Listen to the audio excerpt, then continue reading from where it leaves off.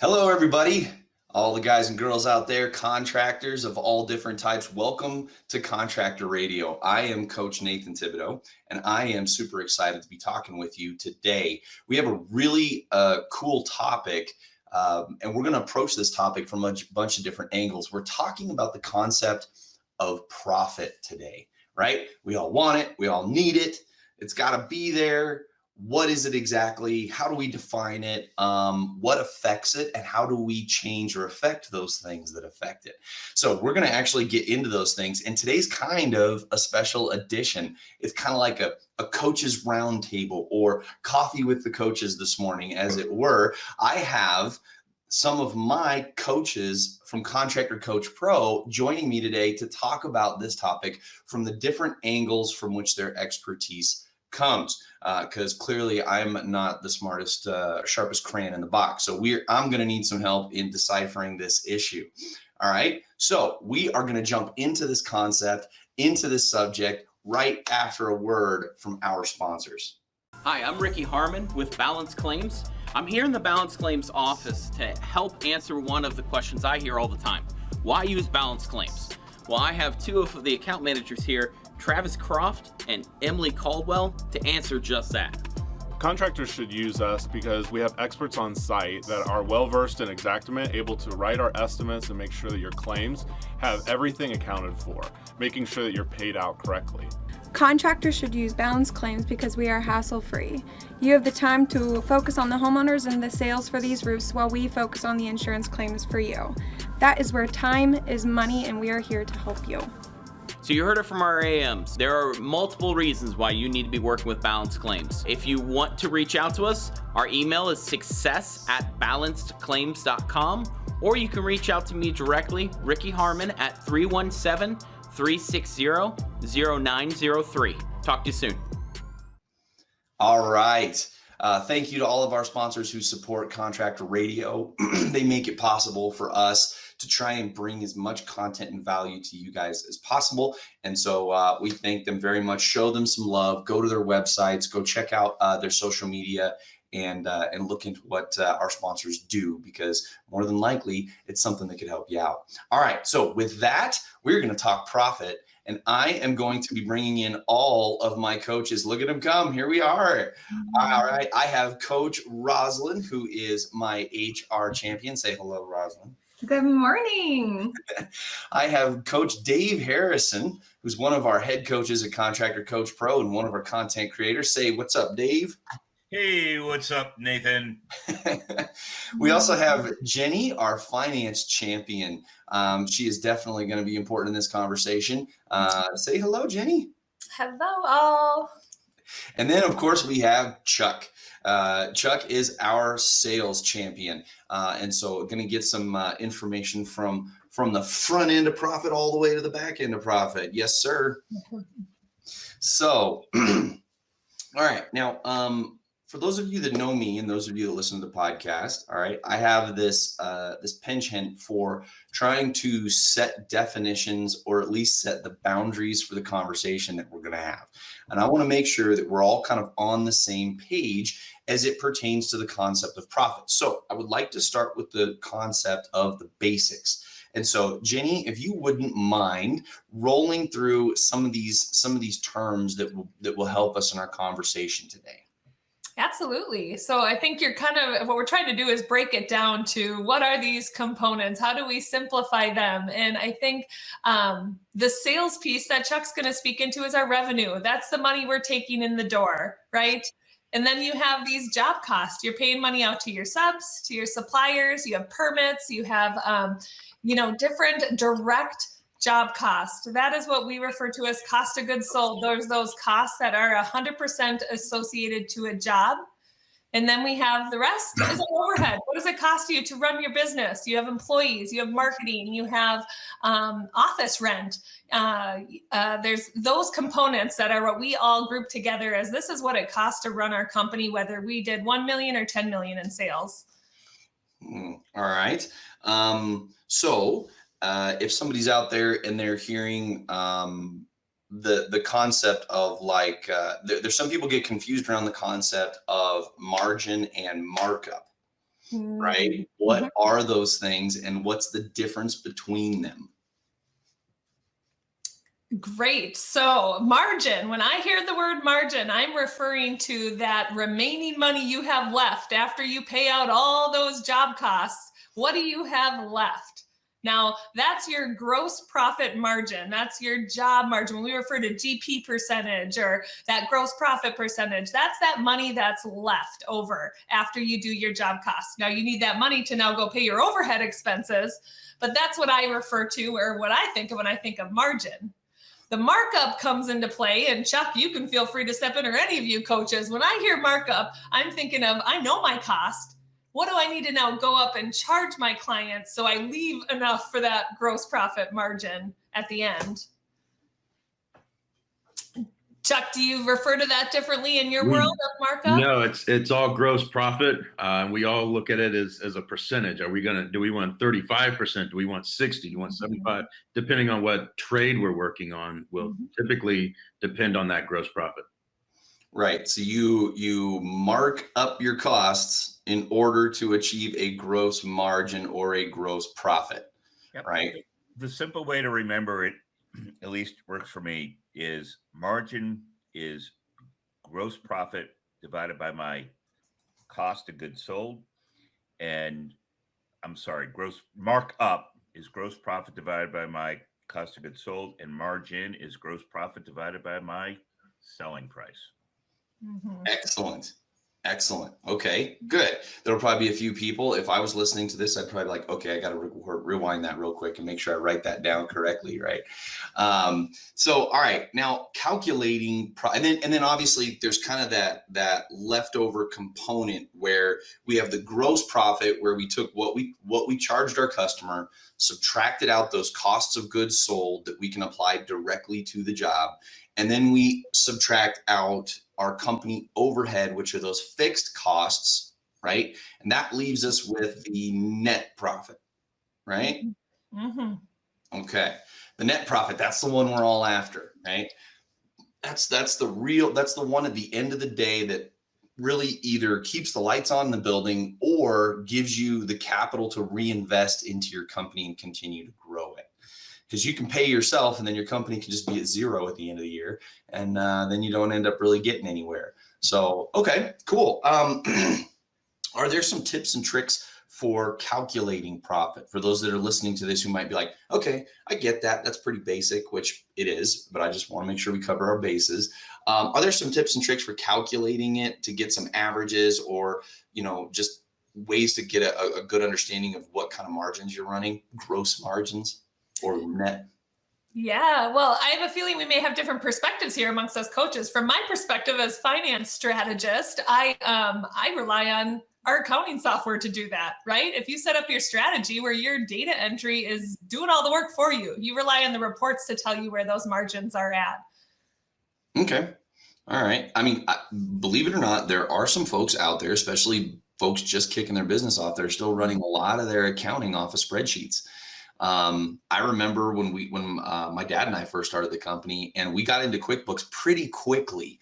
But we didn't use QuickBooks for job costing very quickly. We were running everything on spreadsheets because us, knuckle draggers were just like, okay, how do I know how much to do, right? And so we're like, well, let's just build a calculator of some kind. And so that seemed easier to us than using QuickBooks. I don't know. But we definitely used a spreadsheet for calculating job costs and things like that. And that's how we ended up figuring out like what to charge, right? Because then we get to the bottom and be like, okay, how much more than this number can the market bear and us still land jobs, right? Because that's always we'll get into that one a little bit more too. So let's talk just a little bit about the concept of overhead. Kind of what is it? What things should be categorized as it? Because here's one thing I do know in this industry, in a lot of industries, but I know that in the storm restoration industry, especially, the concept of what the actual overhead is either very misunderstood or very poorly calculated. So let's talk a little bit about overhead, what it is, what goes into that. Jenny? Oh, my Computer jumped off on me there. No, we can see you and hear you. Okay. So I caught the end of that, Nathan. So Well, that's okay. No, we're talking about overhead, right? Like, Yeah. like the understanding of overhead. I know there's a lot of talk out there about paying guys 10, 50, 50, right? As if your overhead's actually 10%, which quick hint, guys, it is not. Yeah, well, let me just touch on a few of the things that I consider overhead. One of the unique things in our industry that I consider overhead is what I call an indirect cost of goods sold, an indirect COGS accounts. These are all those. If you're going to have an accountable, and I know we're talking spreadsheets versus accounting software, but really everything that goes out your door needs to be accountable to something. If it's not accountable to a job, it's accountable to an overhead account. And so what I refer to as these indirect costs of goods sold are, you're oftentimes going to have charges that it's not worth your time and energy to allocate out to jobs. It's not worth your, you can't allocate it. Maybe it's a purchase of a tool that is used on all sorts of jobs, or you have a charge come through that you don't know what job to book it to. It happens. It happens to the best of us. We don't want it happening a lot because there's not accountability to it. But that's an overhead in my mind. That's money that's going out the door that's not tied to a job. I need to monitor that if I'm an owner. I need to monitor those funds going out the door. So that's more of that unique overhead in my mind in our industry. But I mean, what I touched on before too, you have your employees, you have admin staff to production staff to maybe some sales management staff. That's, in my mind, a overhead expense. One of maybe the more debatable ones is really some of those sales bonuses. In my mind, commissions are attached to the job. They're 100% assigned to the job, but all your bonuses or your management over your teams, all of that, in my mind, is a set cost that you are setting up your shell at the beginning of the year to operate. That's an overhead expense. What else am I missing? You got interest, you got insurance, you have you got software, you've got gas for your vehicles, you've got car insurance, you have general liability, you've got, you got your utility bill, the cell phone bill, your beer budget for taking all your people out, right? Yeah, I mean, and that's probably a too hefty a one.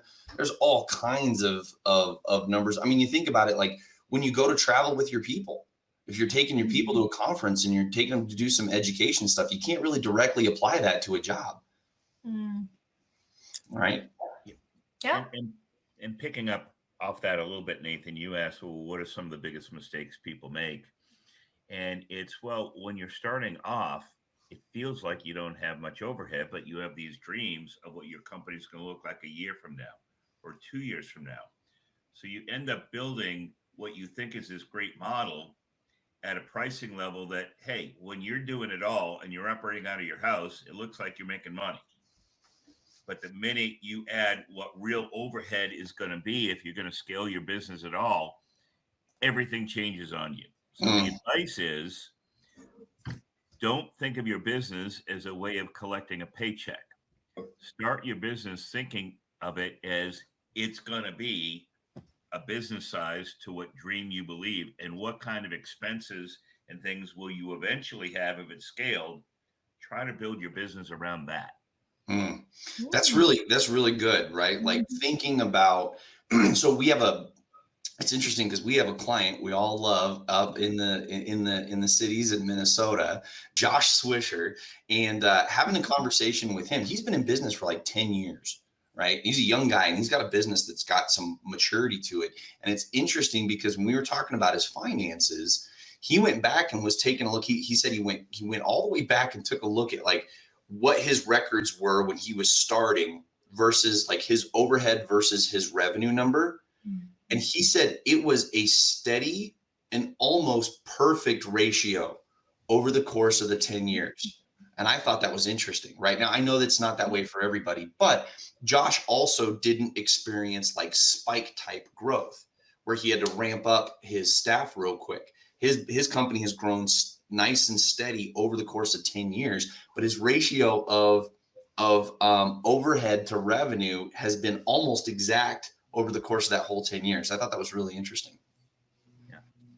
Yeah. So, well, cool. All right. So we've kind of talked a little bit about the basics. All right. And for those of you out in radio land, if you have any questions about any of this stuff, obviously you can reach out to us. Okay. Because we're always ready to talk with any of you. Now we're going to get into some of the more fun stuff. Okay. So basically, here's what we're talking about. Okay. We've got what we charge our customer minus the cost to produce it. Okay. And then minus the cost to operate our business. Okay, that equals profit, right? Now, here's the thing. Those are three categories, okay? We've got what we charge, what it costs to produce, and basically the cost of running our business, okay?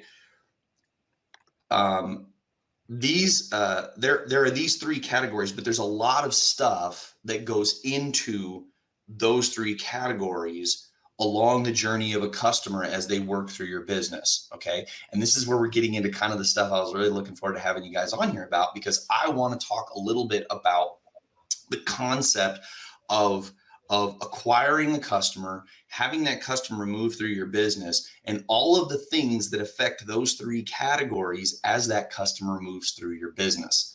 Okay. And so I want to start a little bit with the concept of marketing. Okay. Now I know that Rosalind has some expertise on marketing. I know Dave has some expertise on marketing, and I know Jenny has some expertise on budgets, right? And how much we plan on spending on those things. So let's talk a little bit about marketing. In my mind, I kind of broke it down. There's two essential components to your to marketing. One of those components is having a budget for marketing. And then one of them is creating commissions for marketing. Okay. So I want to throw that concept out there, because one of those things could be considered a cost of goods sold, but one of those things could be considered an overhead. All right. So I'm going to throw that little stone in the water and let you guys jump on it. I mean, when I hear that, this is where there could be discussion here, but in my mind, when you go in and jump into a marketing strategy, you are laying some foundation, you're laying some dollars, throwing dollars out there, and you don't know the closing percentages yet. You don't know what those marketing dollars are going to produce. And so in that way, I treat those as overhead. Those in my mind as you're setting your marketing budget, and I love to do some of those analysis on, okay, based off of this spend, what do I need to produce to actually make money on this spending? But to allocate that out to a job, in my mind, becomes a little bit more of a estimate or a guess of how you're going to produce with that spend. So that's where I make the differentiation. I'd love to, again, hear some dialogue, Dave, from your perspective, even with how you've treated marketing. Well, absolutely. I agree with you that it's an overhead expense. So here's where I see issues in the industry, right? So let's say you have a company that does both roofing and windows. I'm making it up, roofing and windows. Well, the rule of thumb in roofing is the marketing expense as a percentage of sales is likely to be a lot lower than if it is for windows. And so then you ask the question, why? Well, windows is why I don't have to have it. And it's there's fewer people in the market at any given time. And the nature of the rules of thumb and cost of goods and all of those things are very different windows. So I see the mistake of, for example, someone in both, and they say, oh, my overall percentage of marketing to sales needs to be, I'm making it up 5%. And so let me give you an example of extremes from that in the industry. All right. So if you look at the overall roofing industry, and this isn't a matter of right or wrong, but a rule of thumb is 2 to 3% of sales goes into marketing in roofing. Well, I also ran at one point in my career 85 locations that did windows. And that business model ran on 10 to 13% marketing as a percentage of sales. And most window companies are at least 5 and likely headed towards that 10 range. So the key point is you have to look at the business based on what that particular business segment, what the model, your business model will support. I think one thing that comes to mind for me too is just understanding that really your marketing strategy as a whole and what kind of buckets make up that marketing strategy. So is there going to be some online marketing that we're going to do? Are we going to boost our Facebook presence and we're relying on that? Are we utilizing Google reviews to really make our presence known? And then are we doing collateral pieces? So like, do we have leave behinds for our clients? And so I think thinking through kind of the stages of marketing can be really beneficial when it comes to understanding how you're allocating your dollars as well, because you're going to have some of that creation process that has cost associated to it, right? But then you're going to have, like you mentioned, some of those ongoing costs. Maybe you have your budget set for running a set number of ads per month, for example. So I think really getting clear on what your actual strategy is for marketing allows you to have a better understanding of where those dollars are being allocated in the first place. But I definitely echo, I think marketing in general, I would put it in that overhead bucket as well. A couple of things, mistakes I see in this area. So let me go through a few of those. One, in a perfect world, you know what media, what type of marketing you did, how effective each one was specifically. And so here's the reality on that. It's going to be a best guess. And why is it going to be a best guess? Well, a classic is people are going to call in and you're going to ask them or have someone ask them, well, where did you get our name? Well, for a lot of people, the last place they looked, the phone number was on the internet. They're going to say internet. And well, when we had 85 locations, we had market research to spend behind that. And we found that, 10 years ago, it used to be phone book got overrated. And today, internet gets a little overrated, but it might have actually been a sign at someone's house that actually was the one that they said, oh, I got to call those people. Right. The key point is, if you try to be too absolute and perfect on that, you can make mistakes. So that's one key point. The second one, especially, and again, this is an opinion, not a fact. In general, when I hear contractors, even 3 million and below, and they say, well, I talked to an ad agency and they tell me, or I talked to a newspaper, I talked to radio, I talked to television. They tell me, well, I need a portion of my marketing towards branding, just getting my name out. And I need a portion of my marketing to actually drive a decision to call me now. And having gotten hurt by a lot of that advice, I'm going to tell you my advice is, in general, forget branding at the stage when you're 3 million and under. Ask them to call and now. I love forget that other stuff. We need revenue. Yeah. We need revenue. Like, that's going to keep our doors open. And that's Yeah. it's a great conversation too, because we've been having this conversation a little bit back and forth about, like, what advice should contractors be listening to based on the stage that their business is at.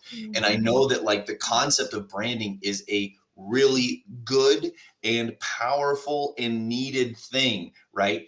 At the right stage, because you can spend yourself into the grave trying to build brand recognition when what we need is some profit, right? Absolutely. And here would be an example. You know what? I'm branding lawn signs. Do them the minute you got the paperwork sign in the house, which I know Chuck would tell you, and try to get it so it stays up at least 8 weeks after you finish the job. Okay, that's good money at branding, but don't do it in your advertising. Don't do it in the money you're spending on, whether it's direct mail or newspaper or internet, whatever. Ask them to call. Right. And I love that Dave says this, because so many people think that call to actions are sleazy or whatever. It's like, if you don't do a call to action, they're not going to take an action. When you're like, oh, we just want to wish everybody a Merry Christmas. Let the 10 million guy do that. You're at 2 million and you need revenue. Stop wishing people a Merry Christmas and make sure they're calling you for your Christmas special. That's right. Exactly. That's right. That's really good. Okay, so I have a question then along the concept of like this cost, right? So we've heard from 3 folks who all are of the mind that marketing spend for lead generation is an overhead. Okay, now I do know, and Chuck can chime in on this too, that there are some guys out there who are paying per lead. Mm-hmm. Right? Like they either have a canvassing team or they might have a telemarketing team or something like that. And they are paying specifically. It's not just like they put a website out and then their SEO turns over a lead. They're literally paying for an appointment. Is that, I mean, you can talk a little bit to that, Chuck. And then my question kind of following up to that is that a cost of goods sold, or can that be applied directly to a job, or does that something that still needs to be accounted to in overhead? Go ahead, Chuck. I'll tell you, it's a little harder to say it's, you're going to direct it right to the job, because now you're saying, okay, what lead source was this and how much did I pay for it? You want to lump it all in, and that would be in part of your COGS. But when you're looking at because there's or pay per lead, and then there's pay for performance. I know I don't want to make this a marketing call, but I mean, you have to look at that. I mean, if you're going to go through Home Depot, they're going to ask you for 15 to 25% of the job if you decide that you want to go that route. I mean, there's a ton of others that lead sources where they just want 15%, but you have to look at that. Can you pay that? It's not just, I need leads, so I'm willing to pay it. And you find out that there's nothing left in the job because you're charging $300 a square. You just dovetailed right into this other one. Yeah, that's awesome. No, yeah. Okay, cool. Like, so all in all, the consensus is just lump your marketing together as a singular cost, whether you pay per lead, whether you pay per performance, or whether or not you're paying simply for lead generation that produces X amount, regardless of how much you spend on it, right? Like, yeah. And the one thing I'll just add to that, Nathan, that I think the reason I think people want to attribute it to a cost of goods sold or to a specific job is because they want to be able to see the results. They want to be able to track and gauge, like, is this actually working? And so I think that's where maybe the tension comes in. But I think if you're really doing some of that capture of your actual analytics, your results, and kind of looking at what are you getting, and you're taking the time to go back and see how performance is going, I think that's maybe where you can get away from this tendency of wanting to allocate it to a job if you actually just do take the time to set up the analytics and be measuring. That's a great call out, because that is probably at the heart of why people may want to make it a cost of goods sold. They want to be able to track performance. And here's what I can tell you for those of you out there who might be looking at this and you're real data driven, you're kind of like me, right? Like, I love seeing numbers. At some point, it does. I mean, you should try as much as you possibly can, but at some point it gets very, very sticky and difficult to really pin down where certain leads come from. So don't lose heart, stay on top of it as much as you can, but don't kick yourself if somehow you just don't feel like you can get it nailed down in black and white, because sometimes it's just not possible. So a little encouragement to you guys out there. Yeah, I totally understand. We should probably have a marketing call based on this. I mean, there are ways to do it, and what we used to say is that you're gonna guess. It's total guess where leads come from, and you might be right 50% of the time. So we also say that there are triggers and the way that people buy or the way that people call. So they may have seen us on TV, but they called us through the internet. But the internet is one that's going to be, since they went to your website, that's the one that's going to get credit. And people think that, TV doesn't work. No, TV is what drove them to your website. Man, I think I see another coach's roundtable. We'll talk a little more about that. Who doesn't love getting more referrals?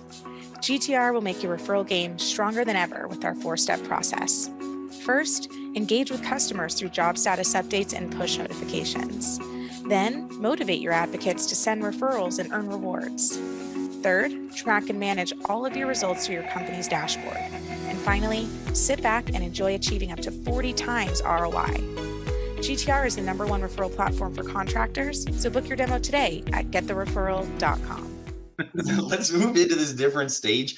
I want to talk about sales, right? So we've been doing our whatever, right? We've been doing our marketing, we've been doing door flyers, been sending out mailers, and we've been doing YouTube and social media videos and TikTok. I don't know how you get a lead off TikTok yet, but like these kids these days, right? Sales. Okay. Now there are a handful of different places where sales is going to specifically affect your profit margin. Remember, kind of bringing this back around, we're talking about this concept of profit margin. What creates it? What goes into those 3 categories? What we charge, what it costs to produce, and what it costs to run our business. Okay. So I want to jump in with this concept because we just talked about marketing, and Chuck kind of dovetailed his way into this very, very well. Cost per acquisition. Let's talk a little bit. Okay. So definition of term here. Okay. Cost per acquisition is essentially how much it costs you, and you guys can correct me if I'm wrong, to close a deal. It's not how much you spend in revenue total. Okay. And it's not even how much you spend to generate a lead. It's how much does it cost you to actually get a job. Okay. So if you spent $1,000 and it produced 10 leads, okay, each of those leads is worth, each of those leads cost you $100, right? But if you only close one of those leads, that lead cost you $1,000, right? So I'm going to throw out cost of acquisition and let you guys start kicking that one around a little. I want to share a quick story. A lot of people, if you weren't alive then, you can relate to this story, but it's an interesting story. If you were in home improvement in the late 1990s, the biggest home improvement company by far was Sears. And roofing alone, they did $500 million, right? $500 million? $500 million. They Sweet were Moses. huge. Okay. And the owner actually even owned his own factory, roofing factory, right? Interesting. And they all of a sudden went into a financial tailspin. And the reason I know this is because GAF came within an hour of owning this company. And I was the front person going in to look, trying to figure out what the hell happened in the last year that this behemoth fell apart. It's a fascinating story. The head of sales and the head of marketing hated each other. So they never talked, right? The head of marketing's a year and a half before this went on a new compensation program, and he got paid on number of leads, cost per lead, period. And so what happened? Well, they went from spending at that time most of the dollars on television, which was very expensive initial acquisition cost per lead, and he switched it almost totally over to a quick coupon at that time newspaper. Well, here's what happened. Yeah, their cost for the initial lead went way down, and that marketing guy made $1 gazillion. But when you built in the closing costs, it was like junk leads. So the salespeople went from being able to close at a rate of 35% on the leads they were handed, and it dropped to like 15%. And the head of marketing didn't even know it. And so the salespeople started quitting like crazy. And I only picked it up by seeing a data point I wasn't even looking for, which was the average salesperson was only in the company 6 months versus 3 years before. The average was several years, right? The key to that story is your cost is not the cost of the lead. Your cost is the cost of the lead relative to, are those leads closing? And not all leads are valued at the same. Would that be right, Chuck? That's absolutely right. That's absolutely right. And I'm going to spin this a little bit. So we look at cost per lead issued, which is the cost per the appointment. But when we look at the sale, we look at a percentage, which is our marketing percentage. So I know that, and every number that we look at as maybe a sales manager, anybody but say Jenny's position, because she needs dollars and cents. But in my position, I need percentages. I need to know very quickly, am I over 15% marketing on this? That means that I really need to look at why, and should I still be in this source? Our target is 10%, and our alarm goes off at 18%. So we need to know where we are. And so when you're looking at the sales piece of it, or I'm sorry, the sale, how many of them sell, that we look at the percentage. But yet when we're sitting down talking to marketing, it's all based on CPLI, which is cost per lead issued. How much does the appointment cost me? And why does it cost me? Why does TV cost me $1,500 for a lead or for an appointment for TV? That's, I have to figure out why that is, and should we still go in that direction? Yeah. And let me add one more thing to that. It changes. So for example, back in, it doesn't seem like that long ago to me, but I'm old. Back in 2005, direct mail worked awesome. And frankly, internet wasn't all that great, right? Well, if you didn't pick up that changed, you'd still be doing direct mail and TV and radio a lot more.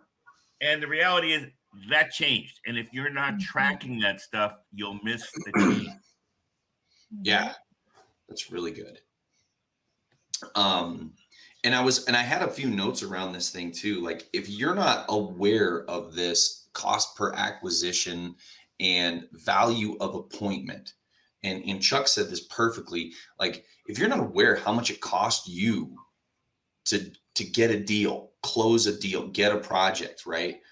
Your profit could be half gone as a percentage of spend before you even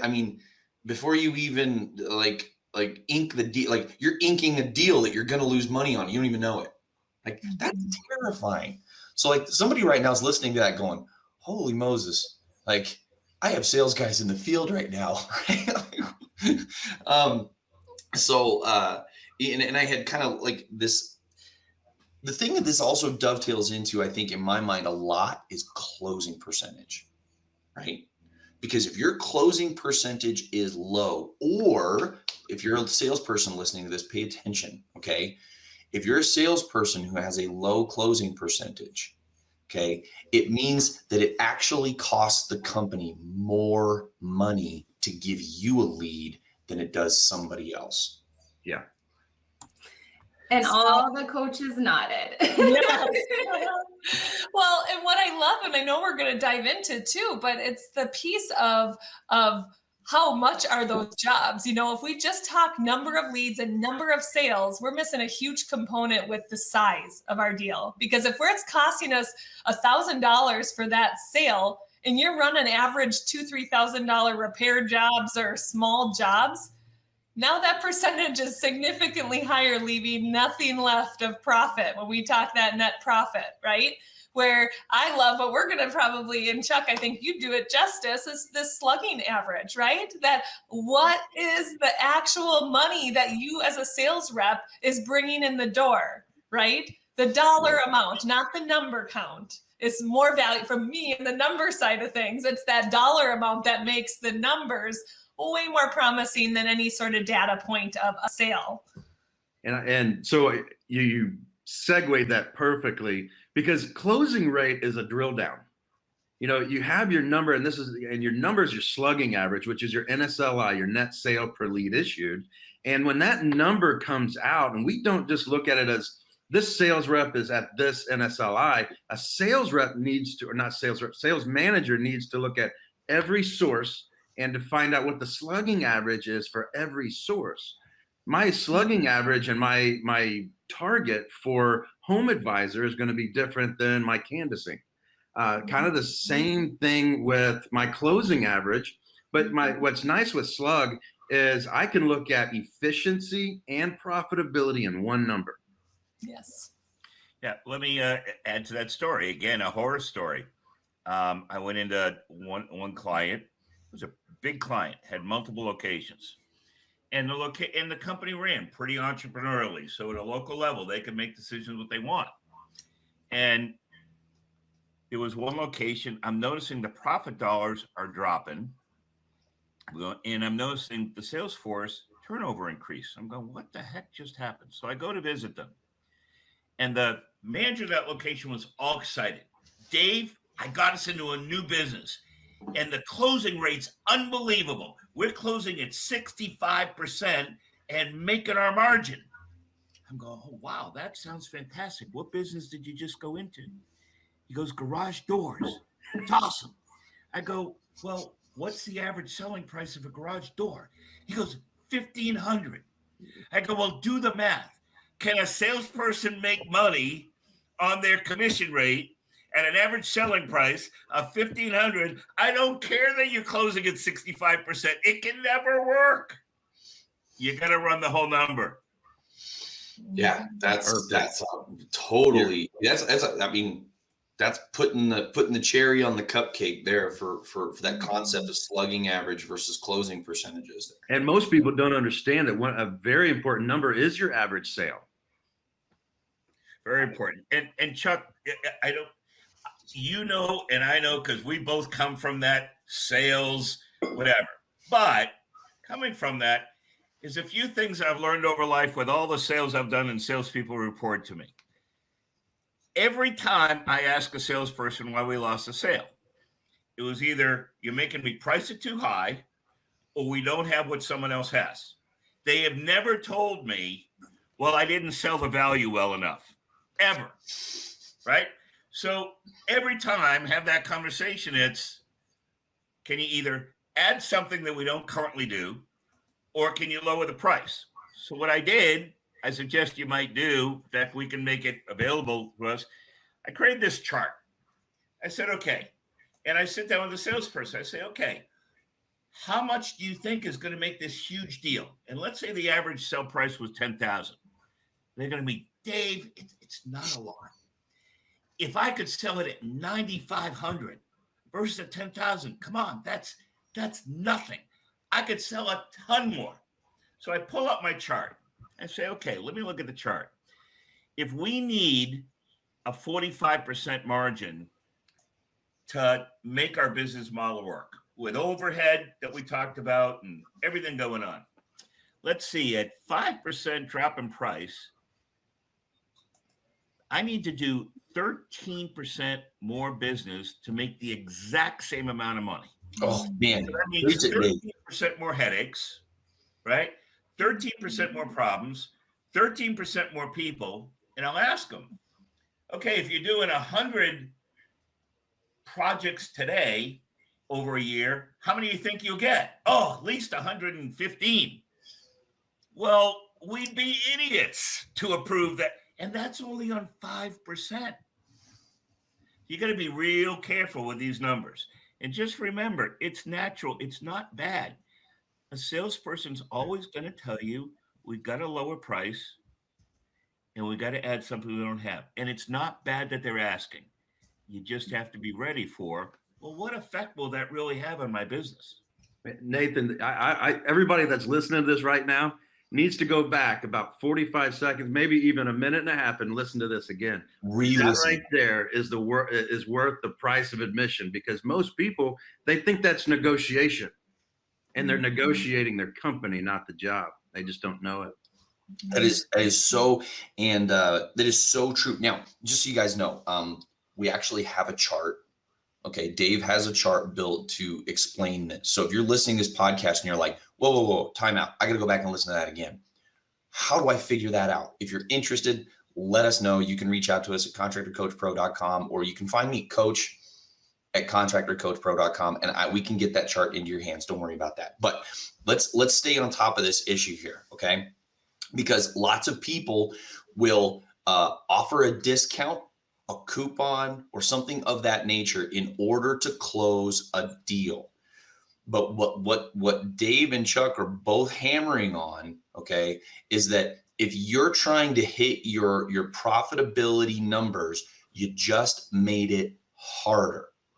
In other words, it would be better to not do the job and stick to your guns on your numbers than to have to do more jobs for less. Right? I want to hear you guys kind of continue to chip away on this idea, because so many people don't understand. Me included, years and years ago, I did not understand this. Right? Some revenue is better than zero revenue, right? And the answer is wrong. So I'm gonna pitch Chuck for a second on why, if I was a contractor and could afford it, I'm hiring Chuck. I'm going to share with you why. I want to take that same example with an average price of $10,000 today. I'm going to ask you this question. Which way is easier to make more money? Trying to get on average 10,500, just a 5% increase versus the average in the market, knowing how to sell, knowing how to make sure you're differentiating, how you're adding value to all the services. Which is easier to make more money? I found it's easier to invest in my sales force, in their training, and their management, and be able to get an extra $500 without affecting close rate, versus taking my price down $500 and hoping it's going to magically take care of itself. I mean, of all the coaching we do, and we do a lot of great coaching, but if you got $1 to spend, the first one, no disrespect to the rest of us, including me and Jenny and Roz and whatever, spend it on making sure your sales force is selling value and differentiation. It's a lot easier to make more money. I just got done with an on-site with Farha Roofing, and that was one of the questions that came up was, how do we negotiate? How do we bring, the price? And I says, here's the issue, is that you need to understand how to close. And it's not just, you have to understand how to stay at your price. So when someone says that, I don't see paying what you're asking, okay, no problem. So before I came out here, how much did you think this would cost? They come up with a price, maybe it's $1,000 off. And I say, okay, so after I came out, and I showed you this, and this, depending on whatever it is you're selling, you throw some features and benefits out there that they really like. Now where are they? And let's say they're about $500 difference. And instead of shooting the deer, as we would say, we say, how long will it take you to come up with the rest? And shut up. And they'll say, well, I'm sure we can come up with the other 500. And instead of discounting your product or, calling the manager over $500, just ask them how long will it take you to come up with the rest? It makes it look ridiculous, but it works. And I think what both of you are really speaking into is that investment in your team and the culture that you're setting within your organization. I mean, if your employees, whether they're on your sales team or not, if they understand that what you do as a business is provide value and quality and exceptional service, they're going to be behind the price, right? If they understand that, hey, our price is worth every penny, I mean, they're going to be able to get behind that and back it. And so sometimes it's even just a matter of building the value within your team so your team understands why you're at the price that you're at too. Oh, yep. Man, and let me pitch Roz for a second on that very point. All right. I personally believe culture eats strategy for lunch. It eats it for lunch. Every time I go to a client, I can tell in the first 5 minutes whether I'm looking at a client that's making a lot of money or not making money at all. Before I even look at the data, if people like coming to work and like each other and feel like they're part of something important and valued, whatever, they always make more money. And picture, just going back to Chuck's point, picture two salespeople. One loves coming to work every day, believes in the product, believes in the system. What's their close rate going to be? Versus the super stud salesperson who comes every day, thinks the owner's an idiot, thinks the foreman doesn't know what they're doing, but they've been making a lot of money. They're closing. Guess what? It's not going to keep happening, and the rest of the team's not going to perform. Culture eats strategy for lunch. We can talk all day long about procedures and things like that. But yeah, hire Chuck as your first dollar spent. But if you ignore culture, guess what? You're throwing away money on Chuck. And I want to point one thing out, because there's going to be a lot of people that are going to listen to this and say, oh my gosh, we just need to do away with all of our discounts. There is a difference between scheduled discounts, meaning, hey, call us today for 20% off, meaning here's my price, here's my target, I'm going to mark it up 20%, versus giving your sales team too much autonomy to name their own price. Yeah. Man, that's huge. Just want to make sure that I key in on that as you guys, because remember, we're talking about affecting profit here. Okay. And what Dave just said, okay, which was said so well, but there's so much great information kind of flowing around in here, is it is easier. It's easier and cheaper to get better and sell at a higher number than to sell at a lower number and try to find 15% more business. I'm going to say that one more time. And then if you're thinking, wait, where'd that come from? Rewind it. Mm-hmm. Okay. Rewind it to like 5 minutes ago. It is easier and it is cheaper to get better at your craft and sell at a higher rate than to find 15% or 20%, depending on how low you think you need to take your prices, more business. That's actually more expensive.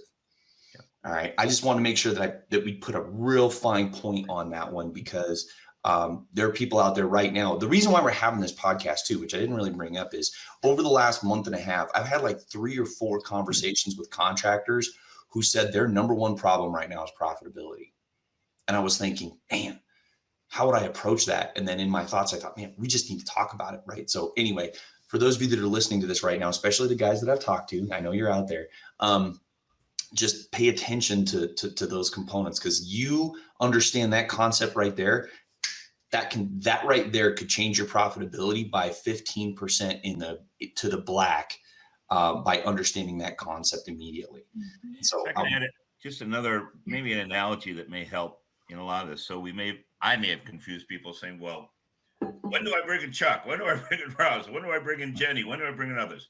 So here's an analogy for you. All right. I'm going to start with the area that Jenny coaches on.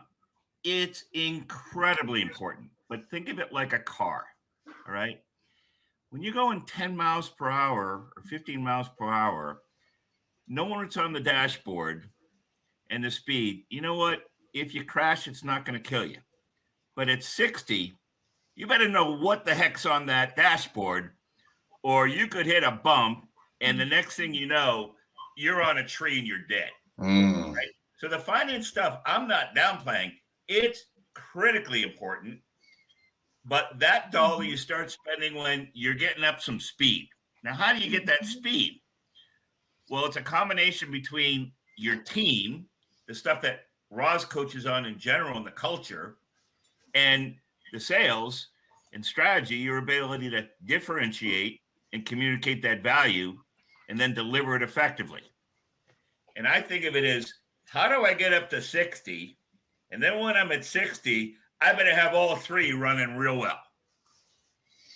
Yeah, I saw Roz, I saw you unmuted there for just a second. I don't want to miss what you had to add.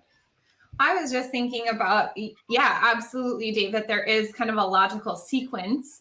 And I think that's one of the things I love about our coaching process, is that with our contractor blueprint, I think we really kind of try to follow that sequence for our coaching model, just for that exact reason, that we really understand that the foundation of your business really starts with kind of the culture, the leadership, you being able to lead your team well. Like I said, I mean, if your team doesn't know the value, you can go out there and sell and have the best sales coaching on the planet.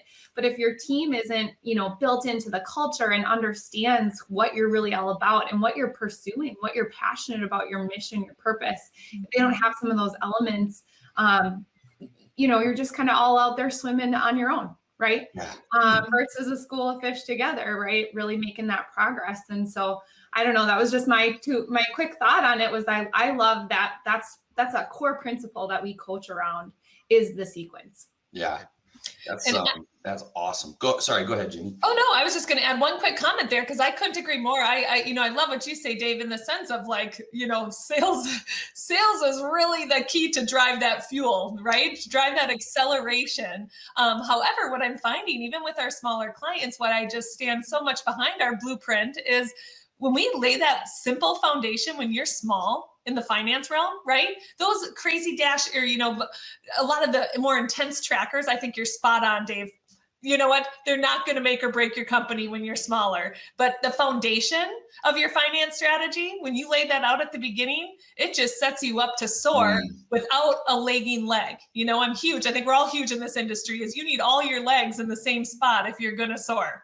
And so, Yep, your sales may be going 100 miles an hour, but if you're so far behind on finance and production and other areas, so that's where it's, again, those little bits of foundation along the whole way. I just couldn't speak to that more, Roz, with how we lay out, there's so much thought process behind our foundation. Yeah. And again, another analogy on at least how I think of what we do as a group of coaches is in the earlier stages, we're more like a chiropractor. We're helping make sure all the parts and pieces are built together so they can scale. And then once you're really going, now our role is more like a group medical practice. We come in where you feel a little sick here or feeling a little sick there. It looks like you get a little disease here. We switch from chiropractor to doctor. But it's all around what stage you're at. It goes back to what Roz says earlier. You got to know what you're looking for and know where and how it's going to help. And it's stages. Man, I really hope I don't have a little disease anywhere. Awful. Yeah.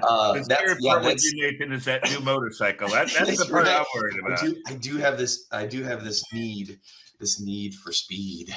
Hey, yeah. Can I bring up a quick topic on profitability, and that's financing? Ooh, hey, I got an idea. We've got a couple more components to this sales thing. I want to talk about financing. That's a big deal, number one. And then number two, I want to talk a little bit about pipeline management, which so many people just ignore it. It's literally a gold mine in your pocket you don't know about, okay? And then I want to talk a little bit about your margins versus closing percentages. But I want to hear from our sponsors. I want to hear from our sponsors real quick before we dive into that. So you guys just got a little bit of a taste of what we're going to talk about when we come back. So right after a word from our sponsors.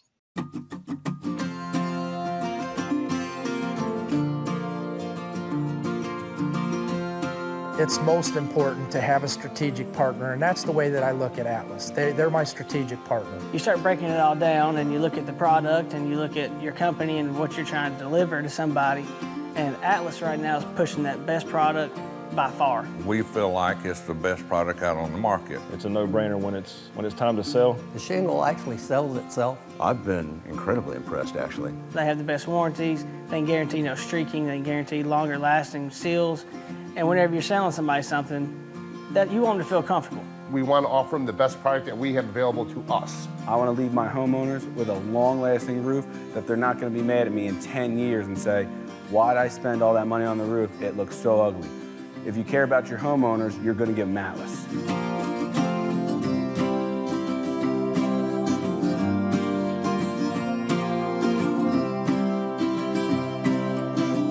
Atlas is a great partner for customer service. We have any issues, we do have Mike come out immediately and address those. If we have any warranty claims, they back us up, and they're very supportive of what we do and how we do it. Atlas takes care of me. They want to make sure that I'm happy with the products I'm putting on, the literature that I'm getting, the questions that I have. We never had support from the other companies, none. I like my partnership with Atlas. I feel like I'm not a commodity. They make me feel like your opinion matters. They kind of treat us like family. We started with Atlas and we won't change Atlas. Our relationship will be forever.